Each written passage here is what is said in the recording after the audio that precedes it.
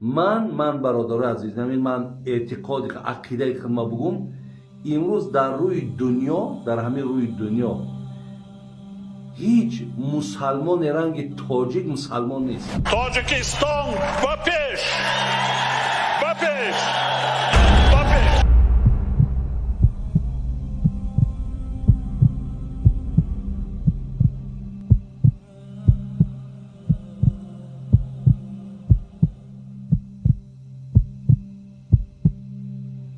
چقدر محبته که تاجیک، یعنی تاجیکی ما اینقدر مسلمانه که این مردمه، خدا هم جای لیلین را نمیگیرد. خدا هم جای لیلین را نمیگیرد.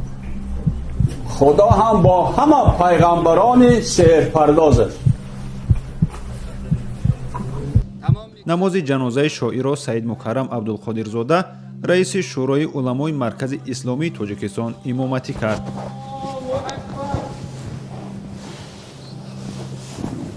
ҷасади Бозор Собиро дар оромгоҳи Лучоб ба хок супурданд. новобаста ба бориши борон дар маросими хоксупорӣ намояндагони ҳукумати кишвар ва даҳҳо тан аз аҳли илму адаб ва ҳаводорони шоир ҷамъ омаданд. در روی عالم همه خیلی مسلمان وجود نداره. شما تمام دخترها را فهمانید، اونایی که حجاب به سر میکنن بعضن و میکنن، پیش از همه این بیسوادی بی‌معرفتی است. سوادی کافی ندارن اونا. و هم گمراه گشتگان، حتی از همون زندگی خودشان نمیدونن چیکار میکنن. اینقدر اخلاصی که یا دارن، اینقدر محبتی که اینها دارن. بچه ها هر جایی باشین صاف سلامت و جناب عالی نگهبانتان شد. الله خالق كل شيء وهو على كل شيء وكيل. باور کنیم برادران عزیز و گرامی، همون عربی که میگیم تمام کیف، تمام زنکبازی، تمام خراجات های اسراف های بگیم دیگر حد کنار نداره، همین قدر بگوی همین قدر بی‌معنیگی های زیاد دارن. ولی برادرای عزیز و گرامی همه بدبختی را میکنن، بعد اشاره میکنن که همین کعبه به مثال صابونه، مقصد همه یک ساله گناه میکنن، بعد میان گرد همین کعبه دیگر طواف میکنن، گویا که تمام گناهاشون تمام شد. برای همین برادرای عزیز و گرامی، تاجیک من به تاجیک من مراجعت دارم که هیچ مسلمانی روی عالم رنگ تاجیک مسلمان نیست. تنها ستر و سیاه‌پوشی و کورکورانه تقلید نمودن به فرهنگ بیگانه نشانه با عفت بودن زنان و دختران نیست. لباس‌های سطر پوشی، حجاب پوشی رو مورد دقت خود قرار دهیم. در داخل پیشنهاد دادید که همین من شرط بشید. البته. کی پیشنهاد کرده؟ جناب. چی پیشنهاد کردن؟ که دیگر در حدود تاجیکستان چنین لباس پوشی محدود کرده شود. سعید مکرم عبدالقادرزاده رئیس شورای علما تنها نهاد صادرکننده فتوا در تاجیکستان طی یک نشست خبری در استانبول ترکیه منع ریش در کشور را تصدیق کرد. اینقدر ما را حتی برادرای عزیز اگر باور کنین نفریمون که حتی نماز نمیخونه کو از یک خیل همون مردمی را که ما و شما امروز توصیفشون میکنیم، از همونا در باور که با انصافتر و با رحمتر و با اعتقادتر و با ایمانتر باور.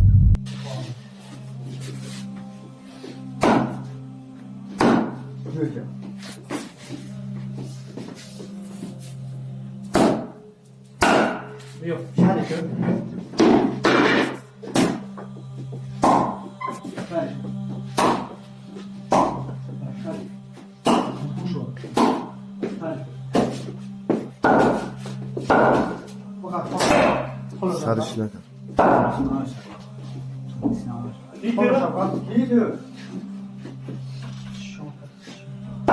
Really?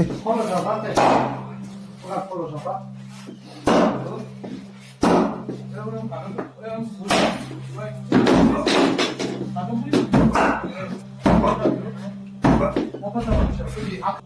همین لحاظ برادرای عزیز و گرامی، ما همیشه از مردم خودمان باید مدح کنیم، ستایش کنیم. بهترین مردم ما. گوش کن، این ای جنت، این ای دوزخ. اینا مطرح دی کنکریت نمیگم جد گیجوه.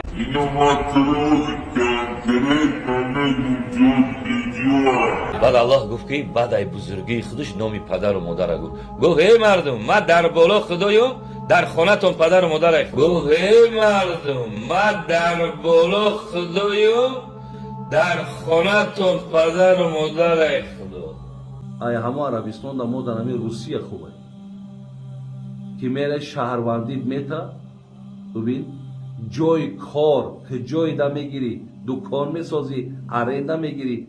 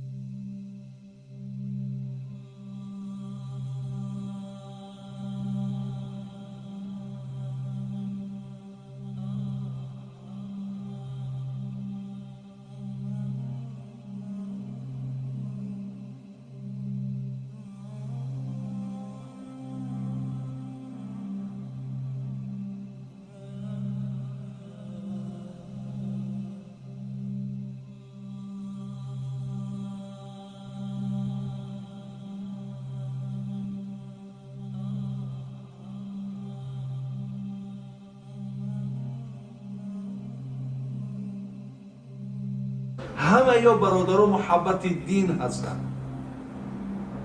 برای این برادران در هر جا میتونین دغدغه کنین، دبدبه کنین، ببینین گردنتون رو بلند بگیرین که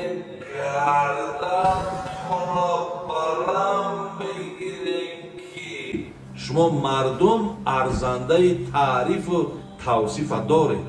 اگر خداوند 1000 بار جان ما بگیره و 1000 بار با ای سری نو زندم کنه، ای خداوند التجا میکنیم که با تاجیکم خلق کنه، با تاجیکم خلق کنه، ای ملتی شما خلق نون تاجیک پس پارالیچت کنه پادانالات به جز از طرفداری از قوم، از منطقه، از مسلک، از تنظیم.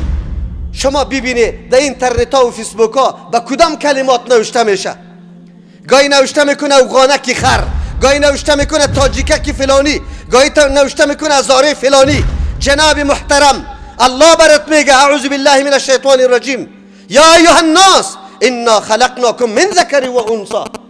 ای مردم، ما شما را پیدا کردیم از یک فرد، یک کس بود، مرد و زن، آدم و حوا علیهم السلام. از او شما پیدا شدی، چی برتریت یکی بالای دیگه داری؟